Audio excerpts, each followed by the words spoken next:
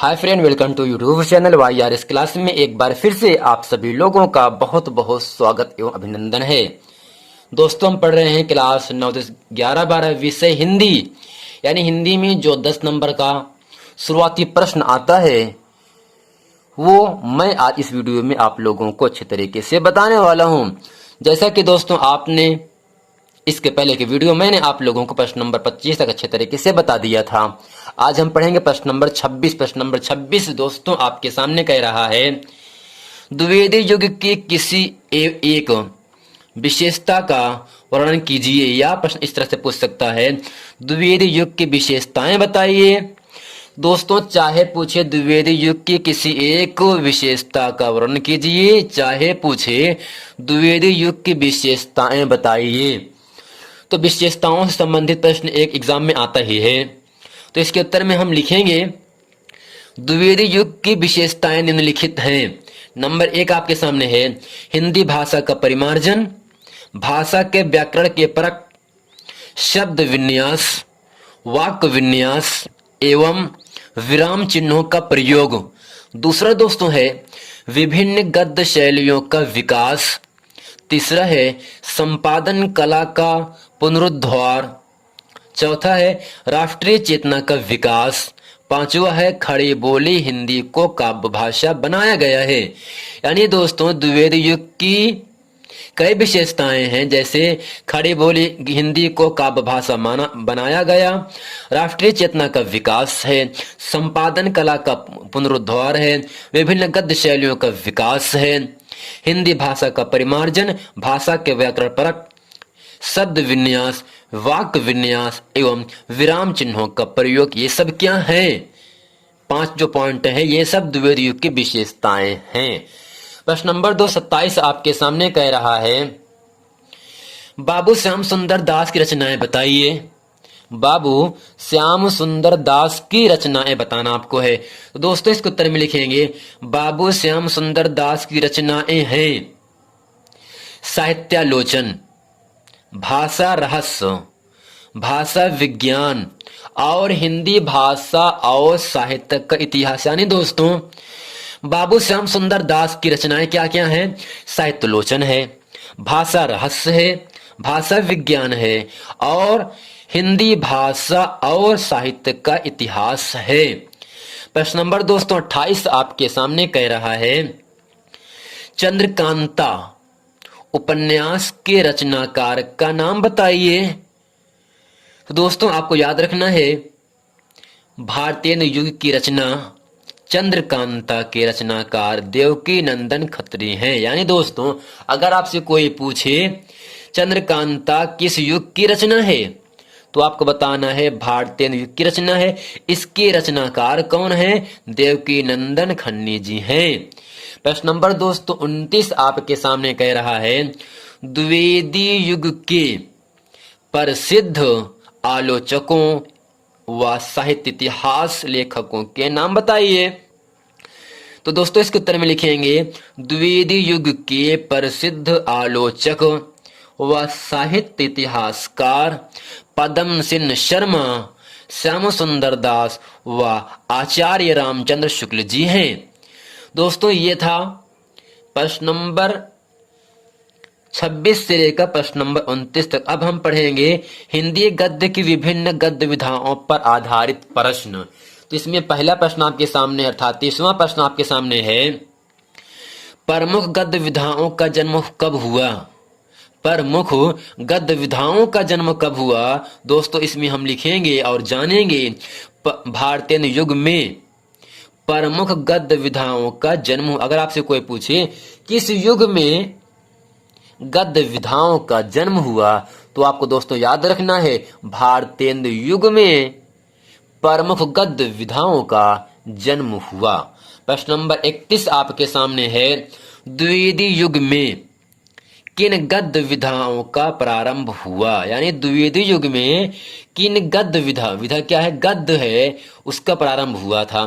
तो इसके उत्तर में लिखेंगे और जानेंगे, द्विवेदी युग में जीवनी, यात्रा वृत्त, संस्मरण और पत्र साहित्य आदि गद्य विधाओं का प्रारंभ हुआ। यानी दोस्तों द्विवेदी में क्या प्रारंभ हुआ था? जीवनी, यात्रा वृत्त, संस्मरण और पत्र साहित्य आदि गद्य विधाओं का प्रारंभ हुआ।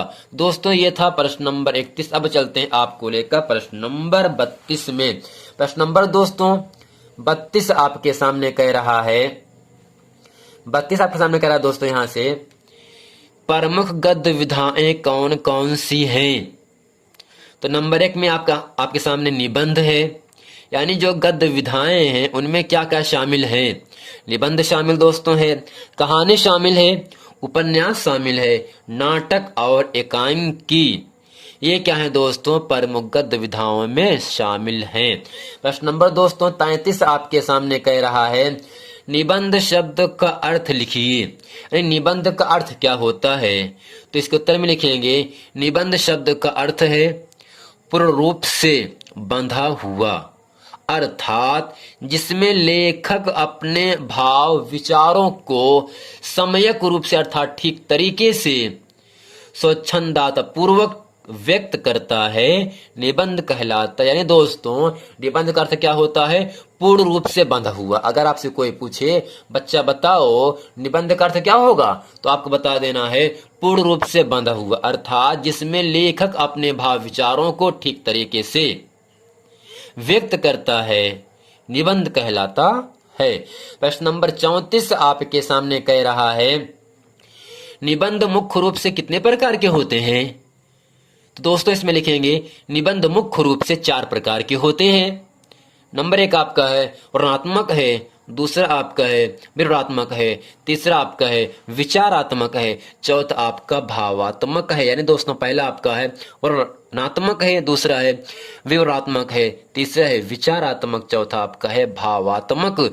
ये सब क्या है? निबंध है। क्या है? निबंध के प्रमुख प्रकार होते हैं, जो कि 4 प्रकार आपके सामने, आपको चारों प्रकार को अच्छे तरीके से याद रखना है।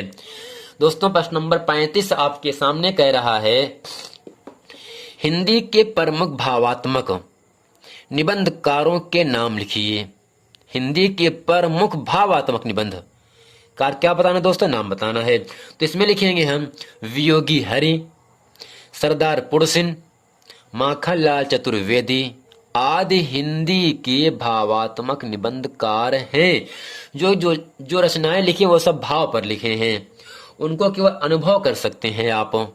प्रश्न नंबर 36 आपके सामने कह रहा है दोस्तों, निबंध के विकास में सराहनीय योगदान करने वाले किन्हीं 2 निबंधकारों के नाम लिखिए। तो इसमें हम लिखेंगे दोस्तों, निबंध के विकास में योगदान करने वाले निबंधकार निम्नलिखित हैं। पहला है आचार्य महावीर प्रसाद द्विवेदी जी हैं, दूसरा है आचार्य रामचंद्र शुक्ल। ये जो 2 लेखक हैं ये निबंध के विकास में अपना महत्वपूर्ण योगदान दिए थे। प्रश्न नंबर 37 आपके सामने कह रहा है, हिंदी साहित्य के विचारात्मक शैली के 2 निबंधकारों के नाम लिखिए। यानी विचारात्मक शैली की 2 निबंधकार। कैसा दोस्तों? निबंधकार आपको बताना है किस शैली के? विचारात्मक शैली के। तो इसमें लिखेंगे हम हिंदी साहित्य के विचारात्मक शैली के निबंधकार निम्नलिखित हैं। पहला है बाबू श्याम सुंदर दास, दूसरा है आचार्य रामचंद्र शुक्ल। प्रश्न नंबर दोस्तों 38 आपके सामने कह रहा है, काका कालेलकर ने निबंध के अतिरिक्त किस अन्य गद्य विधाओं में कलम चलाई? दोस्तों आपको याद रखना है, यात्रा वृत्त विधा में काका कालेलकर ने निबंध के अतिरिक्त गद्य विधा में भी कलम चलाई। प्रश्न नंबर 39 आपके सामने कह रहा है, विचारात्मक तथा भावात्मक निबंध में क्या अंतर है? दोस्तों इसमें हम लिखेंगे, विचारात्मक निबंधों में बुद्धि, तत्व एवं तर्क की प्रधानता रहती है। यानी विचारात्मक क्या होता है दोस्तों? हमें दिमाग को लगाना पड़ता है। बुद्धि का मतलब अक्लमंद, यानी दिमाग को लगाना पड़ता है और उसके जो तर्क जो पूरी डिटेल है उसको जानना पड़ता है। जबकि भावात्मक निबंधों में हृदय, तत्व एवं भावों की प्रधानता रहती है। यानी दोस्तों भावात्मक क्या होता है? हमें हृदय के जरिए से उनके भावों को समझना पड़ता है। प्रश्न नंबर 40 आपके सामने कह रहा है, विचारात्मक व वर्णनात्मक निबंध शैलियों में अंतर स्पष्ट कीजिए। दोस्तों इसमें लिखेंगे विचारात्मक निबंधों में तार्किकता, विवेचनात्मकता व विश्लेषणात्मकता का गुण विद्यमान होता है, जबकि वर्णनात्मक निबंधों में किसी घटना वस्तु का विस्तार पूर्वक बताया जाता है या वर्णन किया जाता है।